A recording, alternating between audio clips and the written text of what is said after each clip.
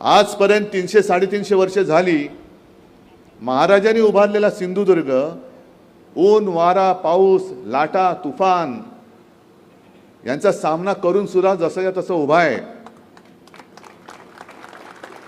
आणि आमचे दाढीवाले म्हणतात मिंदे की काय करणार, वारे एवढे जोरात होते की त्या वाऱ्याने पुतळा पडला। अरे लाज वाटली पाहिजे तुम्हाला असे राज्यकर्ते म्हणायला। आणि आपले इथले जे आहेत आमदार खाली मुंडी पाताळ ढोंडी ते तर म्हणतात काय वाईटातून काहीतरी चांगलं होतं, महाराजांचा पुतळा पडला वाईट झालं पण काहीतरी चांगलं होईल। अरे महाराजांचा पुतळा पडला हे वाईट झाल्यानंतर त्यातनं चांगलं काय होणार आहे? मग ही दुर्बुद्धी म्हणजे तुमच्या डोक्यामध्ये मेंदू आहे का कचरा आहे? महाराजांचा पुतळा पडला म्हणजे त्यातनं काहीतरी चांगलं होईल, त्यातनं चांगलं नाही होणार आहे। केसरकर पडल्यानंतर सिंधुदुर्गामध्ये चांगलं होणार आहे।